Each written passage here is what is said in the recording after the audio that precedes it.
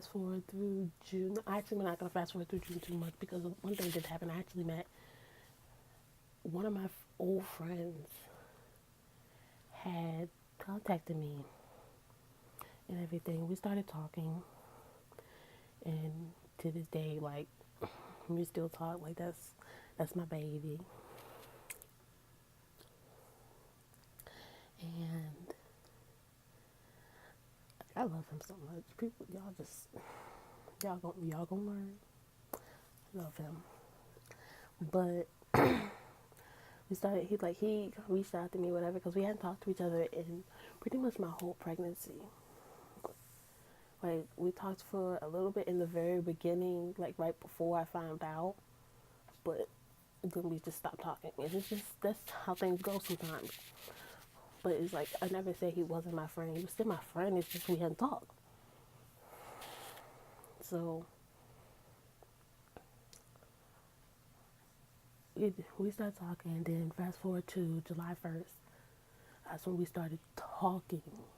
Like, we're now at the stage before relationship or whatever. So July 1st hits, and I go over his house and we chilling. That's when we decided we were going to actually start talking. And like, we're having a great time. I believe I went into labor on the 4th of July because my friend had came down, I believe it was the 3rd or so, the 3rd or the 2nd of July. And this was an old friend, my old friend from ninth grade. Like, she's everything. Y'all don't understand. Y'all gonna learn about her too. But she came down like the 3rd or the 2nd of July. I don't know why I keep sounding like this. Anyways, but yeah, it was one of those days, and she was scheduled to leave on the 9th. Because when she first contacted me or whatever, she was like, she wanted to be there when my daughter was born. I'm like, okay, cool. So we planned it or whatever. I can't tell you what month that was in. I don't remember. My memory is completely shot from that. I don't know what happened. But we planned it and everything, and then everything, like, after you plan it, we booked the hotel and everything. I talked to my mom about it and all of that. So when she came down, I went to stay in the hotel with her because I was like, that's my friend. I ain't seen her in a minute. I'm going to go stay in the hotel with her so we can spend time together and catch up. Cool. So the 4th of July, I called my friend who I'm not talking to, and he was watching our goddaughter. Yes, coincidentally, we have a goddaughter together before we were together. So yeah, that was pretty cool for us. But he called me, he's watching our goddaughter, and we don't know what's really going on with parents. Like, we know where they are, but it was like an emergency thing where he had to watch her. And he was kind of like, I don't feel comfortable changing her diaper because it's a girl, It's a dude. Dudes don't really feel comfortable changing her diaper. So I found a way for me and my friend to go over to where he was, because I was like, they gonna need to meet at some point anyway. So I found a way. Like, one of my other good friends, the godmother of my daughter, actually, she picked me up and she took me over there and stuff. So now we're over there, and I noticed, like, towards the time, I think it was like 11 or 12. No, it was somewhere between 9 and 11 where I started having really bad contractions. I didn't think they were contractions. First child, you don't really know the difference between contractions and, like, the minor contractions and the Braxton Hicks, because they feel almost the same. But I could tell something was different,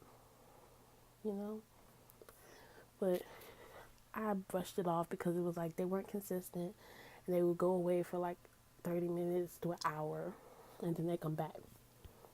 but I could always bear the pain.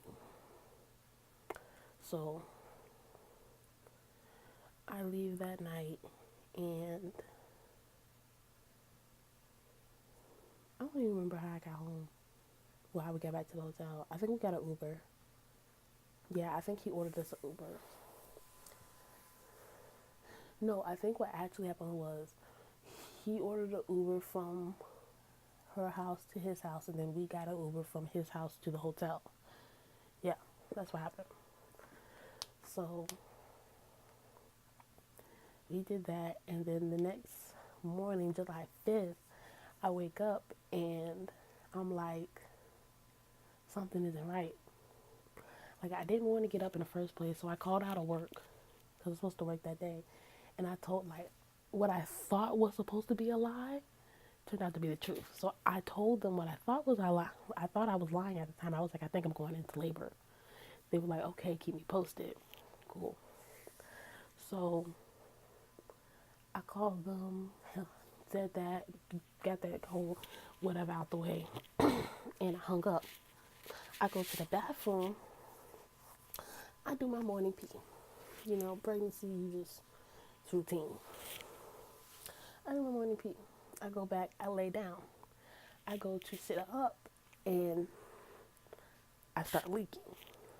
Now at this point, I think I just peed on myself. I didn't. So I went to the bathroom. I changed my underwear. I washed up a little bit down there, and then I went back to the bed. I laid down. I went to sit up again because I was going to get some food, and then it happened again. So I was like, bruh, what the heck? So I went through that, repeated that same process, washed myself, changed my underwear, whatever. So then I got my food. I laid down. Like, when I was pregnant, I used to always like lay down and eat. I know that's bad, but it was what made me comfortable. So I would lay down, and then I went to set up to put my trash away. It happened again. So now at this point, I'm concerned because I'm like, all this time I cannot be peeing. Like, I empty my bladder. I don't even feel like I have to pee. It's just coming out. So I called my mom, and these are my words. Mommy, I'm leaking. She said, what? I was like, I'm leaking. Every time I sit up, something comes out, and I don't know what it is, and it's kind of freaking me out. I think I might be in labor. So she was like, okay, well, I'm on my way. Because my mom was home. I'm at the hotel with my friend. So she's like, I'm on my way. So she gets there. I'll go to open the door. And at this point, I hadn't laid back down because I didn't want it to happen again. I didn't know. So I'm sitting down on the bed. She gets to the door. I waddle my big tail over the door, and I let her in. She started asking me questions. She's like, yeah, I think you're in labor. So she's like, we're going to go to the hospital. Now, I was smart, and I took my hospital bag to the hotel. I just packed a little extra clothes in it. So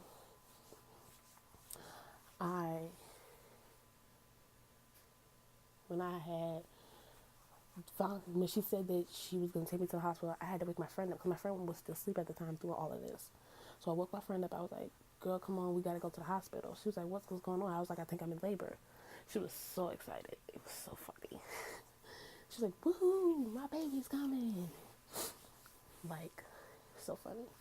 So she got dressed. I wasn't dressed, so I had to get dressed. I put on the loosest stuff. Like, I didn't even button my pants, and we waddled out. I waddled out. My mom was in front of me. My mom was behind me, and my friend was in front of us. So then we get to the hospital, and I'm like, okay, cool. I'm sitting there on the bed in my gown. I don't want to sit up and everything because it's like, what's going on? I don't know what's going on. The doctor, I think it was a girl, whatever, but the doctor came in and they checked me. And they were like, congratulations, your water broke, you're in labor. And I kid you not. They said, you're in labor. I was like, yeah. Contractions started. I hadn't had contractions really since the 4th. Like, and they were minor contractions. The contractions I got after they told me I was in labor was so much different. And I knew they were contractions. Like to this day, I still think it's funny low key, but at the time it was not funny. It hurt so bad. I was crying. People.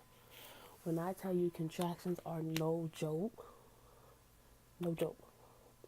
It is the worst pain you will ever feel. It's worse than a heartbreak.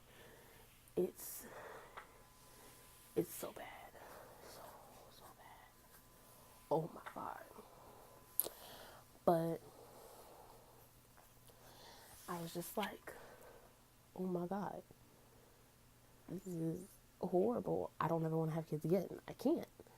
But luckily, what happened was, after they told me I was in labor, about 5 minutes later, they moved me into a labor room.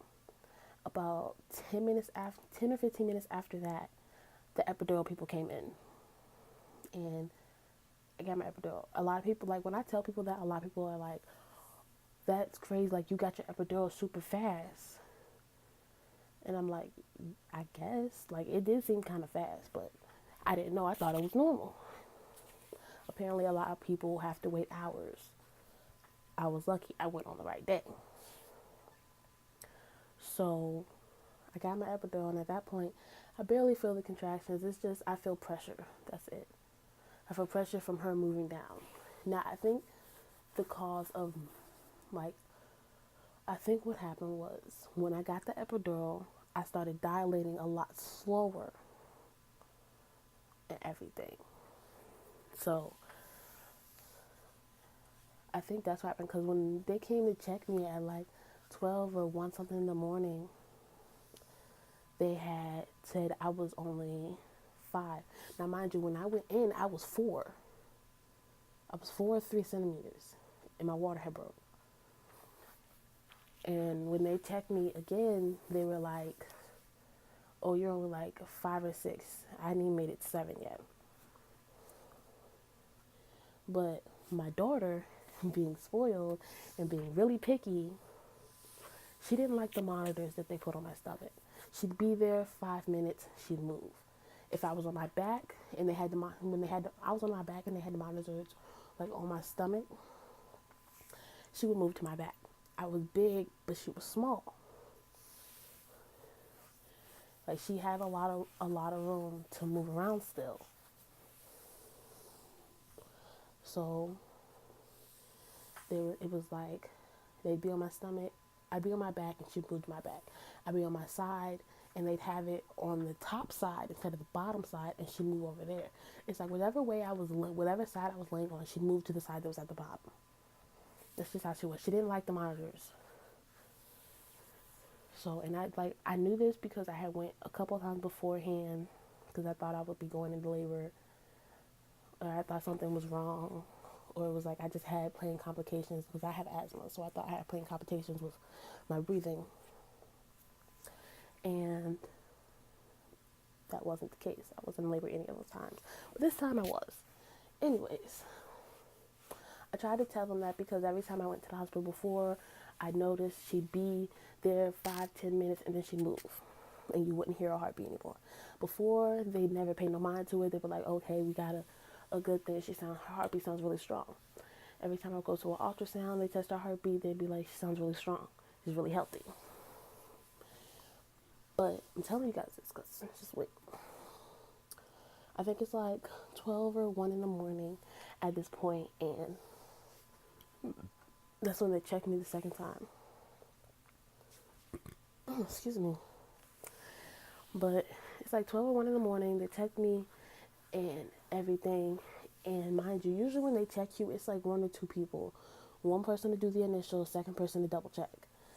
Now, when they checked me this time, I was kind of worried because I was like, it was 5, 6 people, and they all came in back to back to back. So it was like 1, 2, 3, 4, 5, 6. I'm like, what the world's going on? People start checking the monitor. Somebody's checking me. Somebody's checking my IV. Like, what is going on? So now, it's like, they tell me that I'm so many centimeters. Then they start talking to them. They start talking to each other and not talking to me. And they're like, "Is there a room ready? Is this, and this, and this?" And I'm like, "What room? What's going on?" And then they told me, they were like, you have to do an emergency C-section. We lost the baby's heartbeat. The baby's heartbeat has dropped. And in my brain at the moment, I was scared, but I wasn't, because I knew my daughter. I knew that she didn't like the monitors, and it was like this whole time in between, they'd always come in and they made me turn different ways, and because I had the epidural, I couldn't do it on my own. So I had to turn on my back. I had to turn from my back to my left side to my right side, back to my back. It was a mess.